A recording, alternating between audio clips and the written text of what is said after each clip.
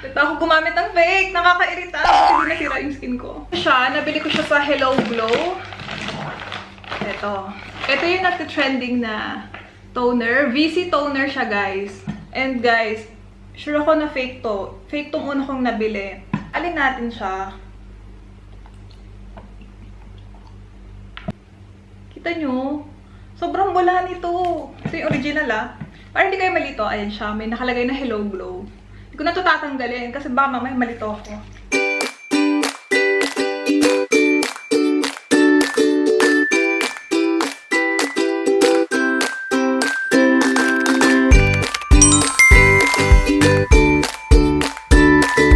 Hi guys! Welcome back ulit sa aking channel. So guys, ngayon is magre-review na naman ako and re-reviewin ko yung nagte-trending na skincare. Actually guys, first time kong magre-review ng skincare kasi laging mga mukbangs or food yung nagte-trend dito sa Qatar. And first time na may nakita ko sa FYP na talagang sobra yung hype niya. So hindi ko na patatagalin, start na tayo. Nabili ko siya sa Hello Glow. Ito yung nagte-trending na toner. VC toner siya guys. Wait lang, ilabas ko na rin to kasi yan, eko tayo. Gumagamit talaga ako nito guys. Ayan siya. And syempre, samahan na rin natin itong power soap. Hiyang saan talaga to guys. Pero nawalan kasi sila kaya apat na yung binili ko.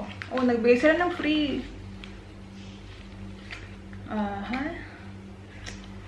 Bleaching soap. Hindi ako nagaganito Yung mga ganito lang. Ayan. Sabi nila, puti-puti mo na, baka nagugluta ka pa. Actually guys, nagugluta ako kasi for detox naman talaga yung gluta.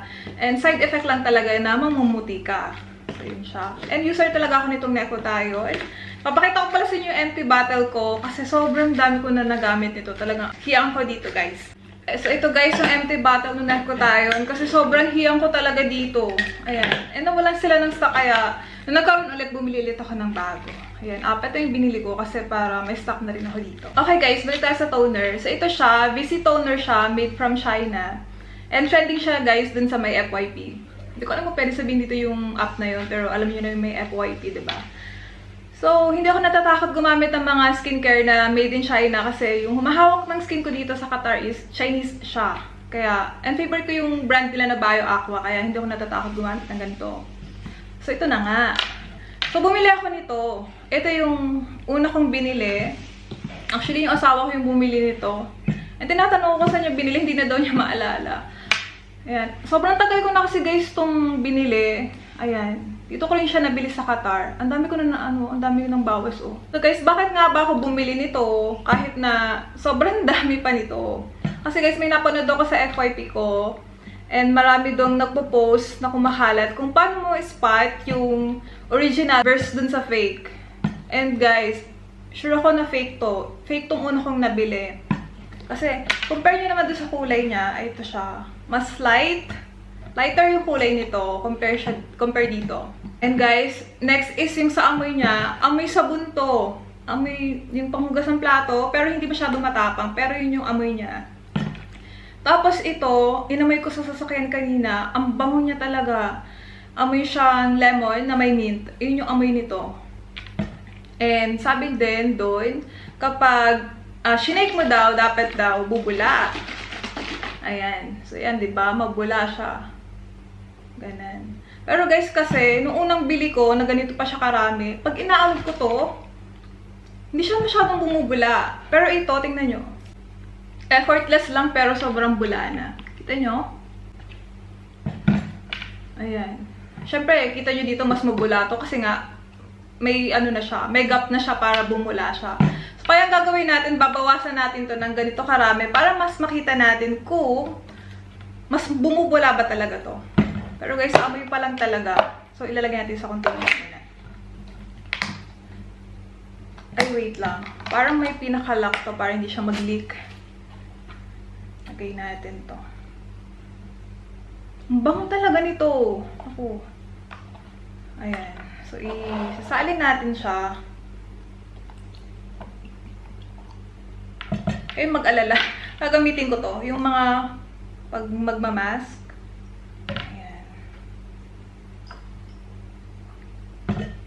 Pantay na ba?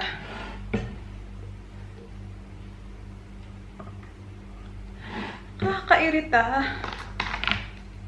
Kahit pilit gumamit ako ng fake. Mag-iisang buwan akong gumagamit. Diyos ko. And guys, nung nagano pala ako, nung gumamit ako nito, nagka-pimples agad ako dito sa part na to. Puti na wala na siya. So, ito na. Mas mataas pa din. Pero okay na yan. Kasi makeup na. Ay, wait. Ibalik natin yung ano. Kasi maglilik siya. Ayan. So, sabay. Sabay. Antayin natin mawala yung ano. Pero tingnan nyo naman. Ang hirap tanggalin.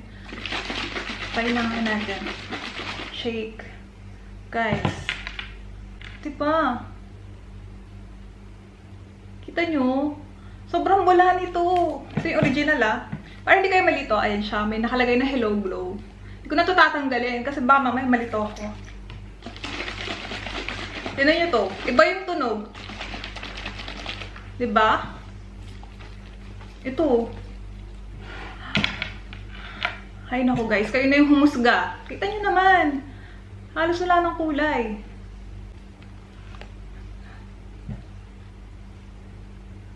Sobrang bula nito.